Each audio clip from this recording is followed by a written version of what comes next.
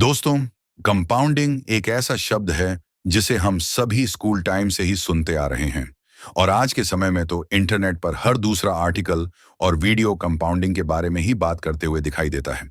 लेकिन इसके बावजूद भी अधिकतर लोगों को इसका सही इस्तेमाल कैसे करें, इस बारे में कुछ पता नहीं होता है।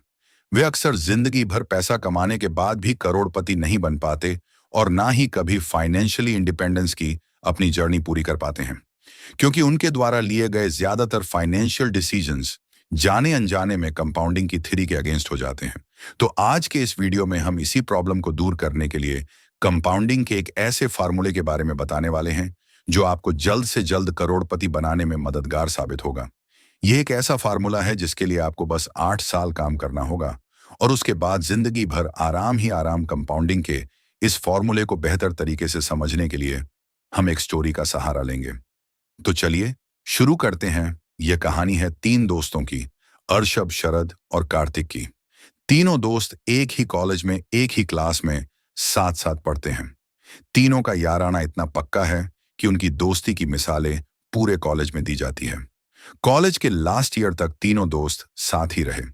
फिर जब करियर की बात आई तो तीनों को अलग अलग डायरेक्शन में जाना पड़ा। अर्शब ने अपनी फ्रीडम को प्रायोरिटी देते हुए फ्रीलांसिंग करना चुना। वही शरद ने अपने पैशन को फॉलो करते हुए एक एडवर्टाइजिंग एजेंसी में एज अ राइटर ज्वाइन कर लिया। अब कार्तिक तो उसने कॉलेज प्लेसमेंट के थ्रू ही अपने करियर को दिशा देना सही समझा, इसलिए उसने एक सॉफ्टवेयर कंपनी में प्लेसमेंट ले लिया। इस तरह तीनों दोस्तों ने अपनी जर्नी की शुरुआत करी। काम में बिजी हो जाने के कारण उनका 1 साल बिना मिले ही गुजर गया।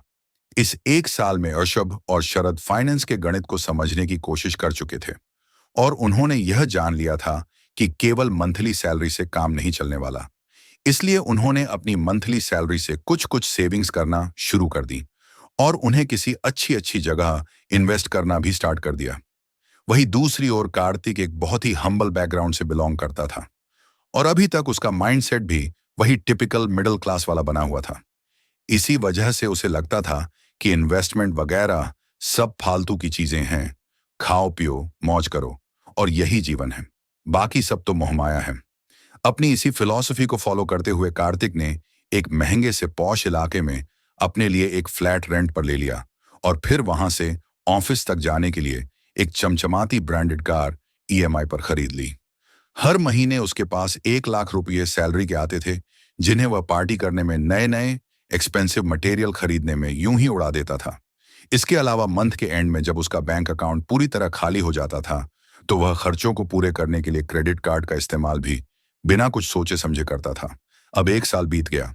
तीनों दोस्तों ने प्लान किया कि काफी दिनों से मुलाकात नहीं हुई है, तो क्यों ना किसी अच्छी सी जगह पर चलकर डिनर किया जाए। इसी बहाने पुरानी यादें भी ताजा हो जाएंगी। तीनों दोस्तों ने मिलकर एक रेस्टोरेंट डिसाइड कर लिया और सही समय पर वहां पहुंच गए।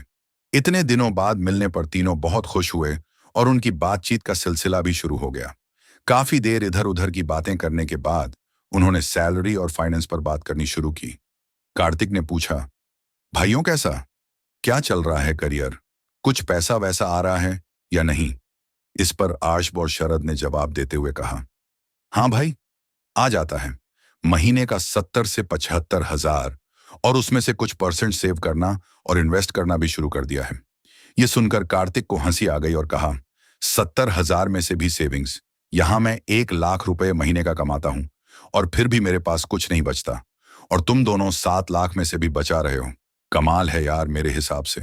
तो तभी इतने कम पैसों में सेविंग्स और इन्वेस्टिंग पॉसिबल है जब सारे जरूरी खर्चे रोक दिए जाए। इस पर अर्शब कहता है, नहीं भाई, ऐसा नहीं है। मैं अपने पैसे और लाइफ को मैनेज करने के लिए 8वीं-10वीं रूल को फॉलो करता हूँ। मैंने कहा, जितना जितना भी पैसा मेरे पास आता है उसका 80% मैं अपने हाउस ग्रोसरी बिल्स जैसे जरूरी चीजों पर खर्च करता हूँ और बचा हुआ 20% पैसा मैं इन्वेस्ट कर लेता हूं। जैसे हर महीने फ्रीलांसिंग से मैं लगभग 70 हजार कमा लेता हूं, तो उनमें से 80% यानी कि 5,06,000 रोजमर्रा की चीजों पर खर्च कर लेता हूं और बाकी का 20% यानी कि 1,14,000 इंडेक्स फंड में इन्वेस्ट कर देता हूं। अर्शब की बात को आगे बढ़ाते हुए शरद कहता है कि भाई, मेरा भी कुछ ऐसा ही है। फालतू के खर्चों को मैंने बिल्कुल जीरो कर दिया है। फ्लैट की जगह मैं एक छोटा सा रूम लेकर रहता हूँ। कार मैंने खरीदी नहीं, ज्यादातर मेट्रो से आना जाना प्रेफर करता हूँ। जब जरूरत महसूस होती है तो कैब बुक कर लेता हूँ। और ईएमआई के चक्कर से मैंने खुद को दूर ही रखा है। यही वजह है कि मैं कंपाउंडिंग के 8-4-3 रूल को फॉलो करते हुए हर महीने 30,000 रुपये इन्वेस्ट कर देता हूँ। रश्ब और शरद की बातें सुनकर कार्तिक चौंक गया। वह बोला, क्या तुम लोग अभी से बूढ़े लोगों जैसी बातें करने लगे हो? अभी तो हम जवान हैं। यह टाइम होता है एंजॉय करने का, ऐश करने का कहाँ? तुम अभी से इन्वेस्टमेंट और सेविंग्स के चक्कर में फंस रहे हो। और भाई शरद, तू क्या यह फालतू कंपाउंडिंग जैसे ममेलों में इतना पैसा डाल रहा है? ये सब स्कूल बुक्स और कहानियों में ही अच्छा लगता है। असलियत में इनसे कोई अमीर नहीं होता। ये सब कैलकुलेशन में ही मैजिक दिखा पाती है। असलियत में तो ये लोगों का पैसा डूबता ही है। बस कार्तिक को बीच में ही टोक हुए। अर्शब बोला, भाई ऐसा बिल्कुल भी नहीं है। शरद जो कर रहा है